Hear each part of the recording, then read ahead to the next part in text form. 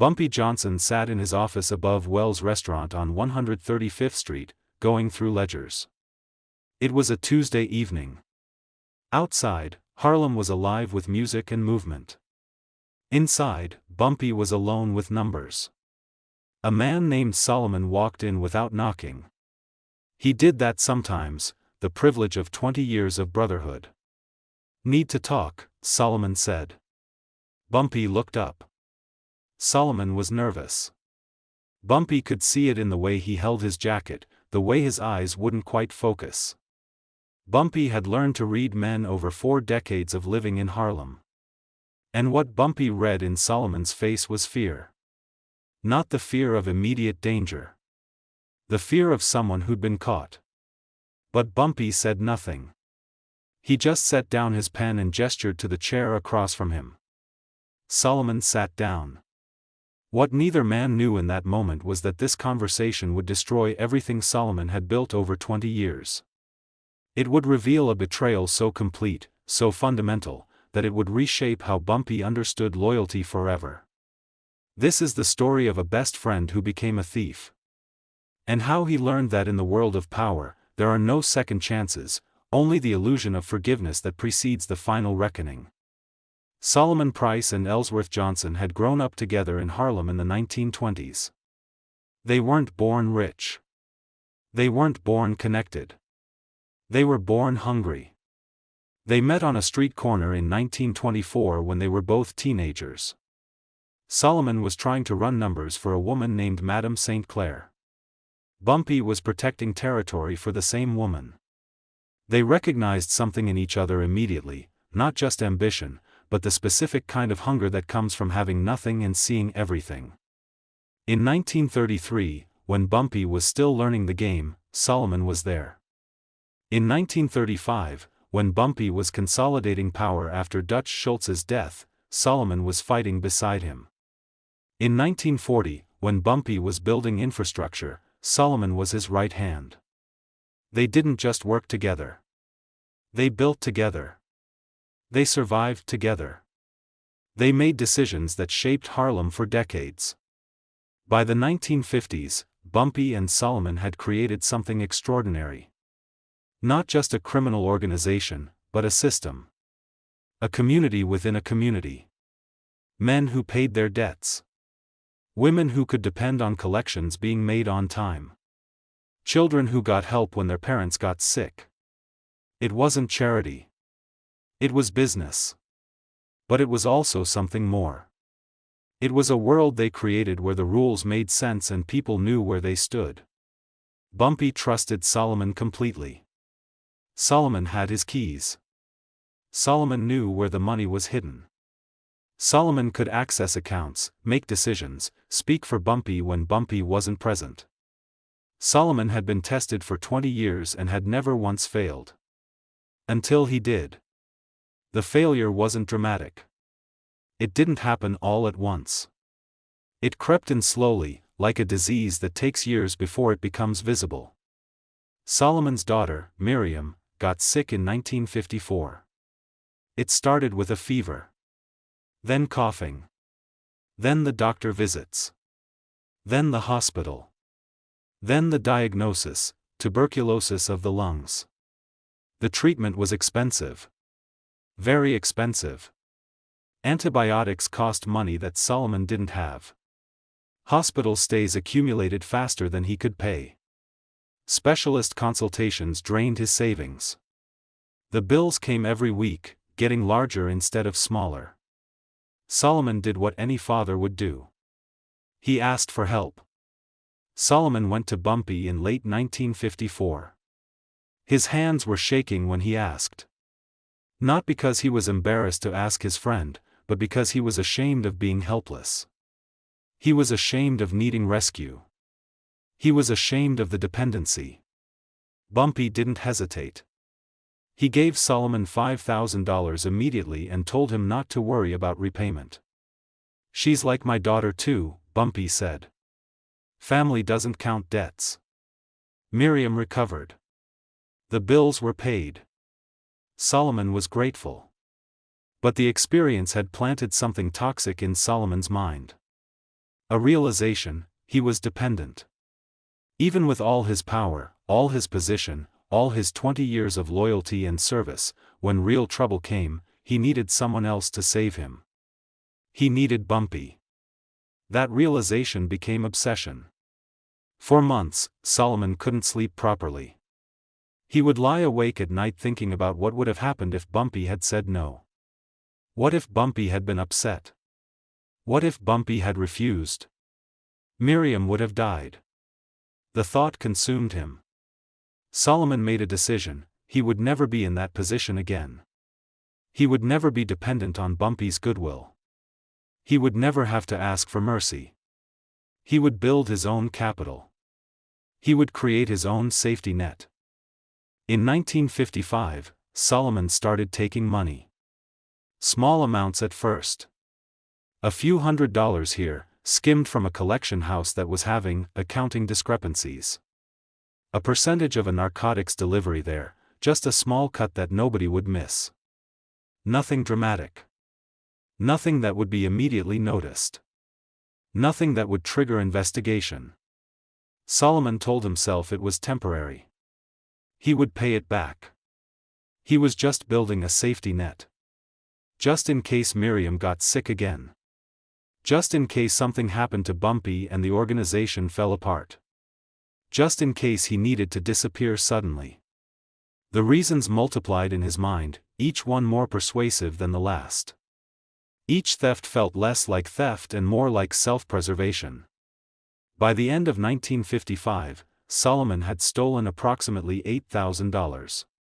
By mid-1956, it was $35,000. By early 1957, it was nearly $60,000. He opened a bank account under a false name. He used his mother's maiden name, Margaret Fielding. He invested some of it in a property in Philadelphia, a small brownstone that could become a safe house. He bought insurance policies on his name.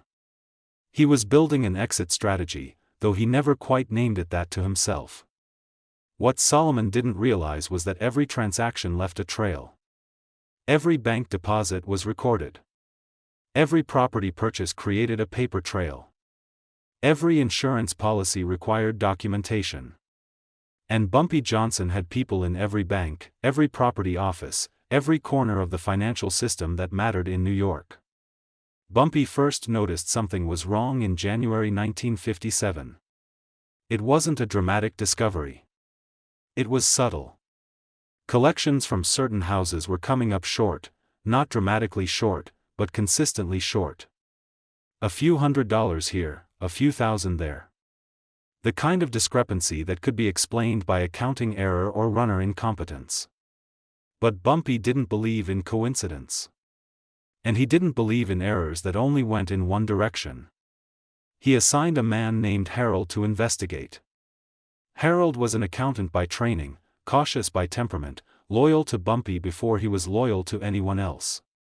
He spent 3 weeks tracing money through the organization's labyrinth. Following receipts. Cross-referencing ledgers against bank records.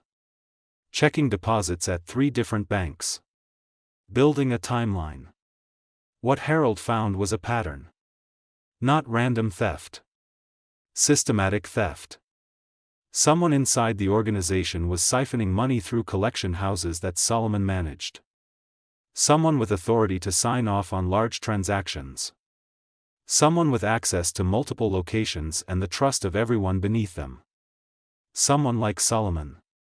Harold brought his findings to Bumpy in late February, sitting in the same office where Solomon normally sat. He laid out the evidence methodically: $58,000 in missing funds over 18 months. All traceable to locations Solomon controlled. All documented in bank records showing deposits under the name Margaret Fielding. All within the time frame after Miriam's illness. Harold also found the property in Philadelphia. He'd found the insurance policies. He'd found everything. "You're certain?" Bumpy asked. "Completely," Harold said. "I have bank records, property deeds, insurance policies. Solomon has been moving money systematically for over a year. It's methodical. It's planned. It's intentional. Harold's voice carried no judgment.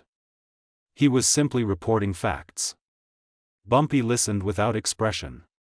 He looked at the documents Harold had spread across the desk. Bills of sale. Bank statements. Policy documents. All of it damning. All of it clear. Then he did something that surprised Harold. He told Harold not to tell anyone. Not to confront Solomon. Not to make any moves. Just to watch. And report back weekly on new transactions. Let him keep stealing? Harold asked. Let him reveal himself, Bumpy replied. And Harold, I want to know every place he goes. Every person he talks to. Every conversation he has. I want a complete picture of who Solomon has become. For 3 weeks, Bumpy lived with the knowledge of Solomon's betrayal. He sat across from Solomon at meetings. He listened to Solomon make reports about operations, lying easily, discussing money counts that didn't match reality. He watched Solomon handle money and make decisions about territories and collections. He saw Solomon interact with other men in the organization, playing the role of trusted lieutenant. And Bumpy said nothing. Every day, Bumpy knew that his best friend of 20 years was stealing from him. Every day, Bumpy had the power to end it. Every day, Bumpy chose to wait. This was the most important part of what happened. Because Bumpy wasn't waiting to catch Solomon. Bumpy was waiting to understand him. During these 3 weeks, Harold provided detailed reports. Solomon was making regular deposits at the bank on 125th Street. Solomon had visited the property in Philadelphia twice, spent a night there, measured rooms. Solomon had met with an insurance agent. Solomon was building his exit strategy more deliberately with each passing day. But more interesting to Bumpy was something else. Solomon was becoming more nervous. He was sleeping less. He was drinking more. He was making small mistakes, leaving papers in places they shouldn't be left, hesitating in meetings, losing focus during conversations. Solomon wasn't just stealing. Solomon was coming apart. Bumpy wanted to know, how far would Solomon go? Would he steal more? Would he run? Would he confess? And most importantly, why? Bumpy wanted to understand what Solomon's betrayal meant about the nature of loyalty, friendship, power, and dependence. Bumpy wanted to see the moment when Solomon's confidence broke and reality set in. During these 3 weeks, Bumpy made a decision about what would happen next.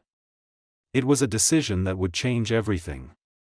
It was a decision that would determine whether Solomon lived or died, whether he was destroyed or merely managed, whether he would suffer physical death or something far worse. Solomon's breaking point came on a Tuesday evening. He'd been thinking about running for weeks. He had just enough money now. He could take Miriam, take his mother if she wanted to go, and disappear into Philadelphia. Start a new life. Build a business that didn't depend on Bumpy. But the weight of deception was crushing him. Every conversation with Bumpy felt like a performance. Every meeting felt like a test he was barely passing.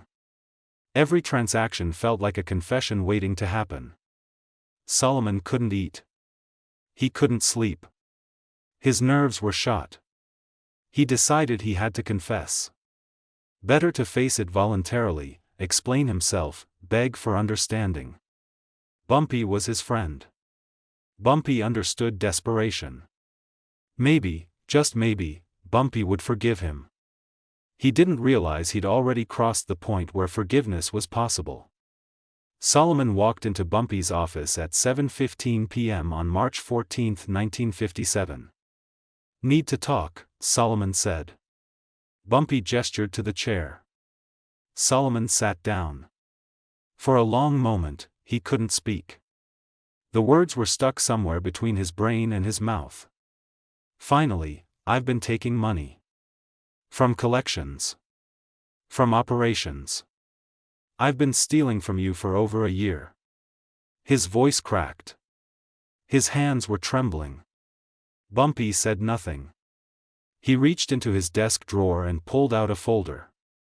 It was thick, perhaps 2 inches of paper. He set it on the table between them. "Everything?" Solomon asked, already knowing the answer. "Everything," Bumpy said. "Every transaction. Every bank account. Every property purchase. Every insurance policy. All of it documented. All of it traceable. All of it yours." Solomon's face drained of color completely. His worst fear was confirmed. Bumpy hadn't just found out. Bumpy had been watching. "How long?" Solomon whispered. "Since the first time you took $100 from the collection house on 142nd Street, Bumpy replied. "That was 14 months ago. Harold found it on his first pass through the books. 14 months. Bumpy had known for over a year and said nothing. Solomon put his head in his hands. "I'm sorry. I was going to pay it back. I was just scared. Miriam got sick and I felt like I couldn't control anything. I felt helpless. I was trying to build something that was mine so I wouldn't be so dependent on." Bumpy interrupted him. "Miriam is fine. Her treatment is paid for. Her recovery is complete. That's not why you took the money." Solomon looked up. "Then why?" Bumpy leaned back in his chair and lit a cigar. The smoke drifted between them like a barrier. "You took the money because you felt like you owed me something," Bumpy said. "Because you thought that if you could build your own capital, your own resources, you would be equal to me. You thought the money made you dependent, so you tried to make yourself independent. You thought independence came from having your own money." Solomon said nothing. There was nothing to say. "But you were wrong," Bumpy continued. "You were never dependent because of money. You were dependent because of the system. The system that allowed you to survive. The system that gave you respect, position, and the ability to make decisions. The system that could have let you die on the street when you were 14 years old, but instead gave you a place." Bumpy took a drag on his cigar. "Do you know when I realized you were stealing?" Bumpy asked. "No," Solomon said. "The moment it started. I had someone watching you. I've always had someone watching you. Just like I have someone watching everyone who matters to me. Just like I have someone watching Solomon Price every single day of his life. Because in this life, you can't afford surprises." Solomon's stomach twisted. The realization that he'd never actually been unobserved, never actually been free, hit him harder than any accusation. Bumpy stood up and walked to the window. He looked out at 135th Street below. March rain was falling. The streets were wet and reflective. "The question now is what happens to you," Bumpy said without turning around. "You have a choice." Solomon waited, his heart pounding. "First choice, you can try to run. You can take what you've stolen and disappear to Philadelphia or wherever you plan to go. I won't stop you. I'll let you leave. But I won't help you either. And the Italians, when they hear you're unprotected, when they understand you have information about my operations and no loyalty to anyone anymore, they will be very interested in talking to you. They'll want to know everything you know. And they won't ask politely." Bumpy paused to let that sink in. "Second choice, you can stay. You can work for me, openly, under the understanding that everything you make belongs to the organization until I decide otherwise. You keep your position. You keep your respect in front of other men. But you will be watched closer than you've ever been watched in your life. Every dollar will be counted. Every conversation will be reported. Every move will be documented. You will have no privacy. You will have no autonomy. You will have no freedom." Bumpy turned from the window and looked directly at Solomon. "Third choice, you can ask for forgiveness. You can beg for mercy. You can tell me how sorry you are and how you'll never do it again. And I can do what I would normally do in this situation, which is end this conversation permanently. Solomon understood what that meant. Those are your choices, Bumpy said. Choose. Solomon chose to stay. He couldn't leave. His family was in Harlem. His daughter was here. His mother was here. He had no skills outside the organization. The world outside Harlem terrified him more than the world inside it. But staying meant something different now. It meant working under constant surveillance. It meant every transaction being documented. It meant having no privacy, no autonomy, no independence. It meant Solomon had become a ghost haunting his own life. For the next 5 years, Solomon continued to work for Bumpy. He managed operations, handled money, made decisions. But he was always aware that every move was being watched. Every dollar was being counted. Every conversation was being reported. Other men in the organization noticed the change in Solomon. He became quieter, more careful, less confident. He no longer took initiative. He followed instructions precisely and nothing more. He lost weight. He stopped going to his favorite restaurants. He stopped attending social gatherings. The man who had built Harlem with Bumpy had become a man who was simply surviving in the organization he'd helped create. #the deeper truth, what the story reveals. Most people misunderstood what Bumpy did to Solomon. They thought it was punishment. They thought Bumpy was getting revenge on his friend for the theft. But it was something more subtle and far more devastating. Bumpy had given Solomon a choice between two different kinds of death. One was physical death, running and being hunted by the Italians, probably ending in an early grave. The other was psychological death, staying and being completely known. Solomon chose the psychological death because he didn't understand that it was worse. The thing about being completely known is that there's no escape. You can't hide from someone who has access to all your secrets. You can't negotiate with someone who has documentation of everything you've done. You can't hope for forgiveness from someone who made clear that forgiveness ended the moment the betrayal began. What Bumpy had revealed to Solomon was that loyalty in this world isn't based on trust. It's based on control. And the moment you violate that control, the relationship fundamentally changes. You don't go back to being equals. You become someone being managed. This story reveals something fundamental about how power actually works in hierarchical systems. Most people think power is about dominance. They think the powerful person is the one who can hurt you the most, control you through fear, make you obey through threats. They think power is violent and visible and loud. But that's not what Bumpy demonstrated with Solomon. Bumpy demonstrated that real power is not force, but knowledge. It is information asymmetry so complete that you always understand the other person better than they understand themselves. It is seeing their moves before they make them, and allowing them to believe they are free while quietly controlling the conditions of their choices. Bumpy didn't stop Solomon's theft immediately. He allowed it to continue long enough to fully understand Solomon's character. He let Solomon build his escape plan, let him believe he was succeeding, and used Solomon's own actions to expose who Solomon truly was. That was the real punishment. Solomon learned that, under fear, he could betray the one loyalty that mattered. He learned that no apology could undo that knowledge. He learned that he could never fully trust himself again. Bumpy could have killed Solomon. Instead, he let him live. Solomon remained useful, respected on the surface, but completely transparent. Every move was watched. Redemption was no longer possible.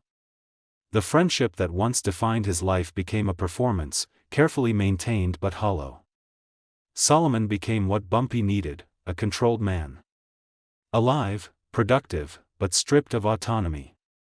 The organization understood the message clearly, not death, but exposure. Not violence, but total control. The illusion of existence without its meaning. The cruel irony was that Bumpy truly cared about Solomon. He preserved Solomon's dignity publicly, knowing the real punishment would be internal. Solomon would spend the rest of his life in a prison built not of walls, but of understanding. This story isn't about crime and punishment. It's about systems and how they sustain power. About how people mistake dependence for independence. About how the most devastating punishment isn't violence, but clarity. Solomon didn't steal from Bumpy. He stole from himself, the illusion that he was free.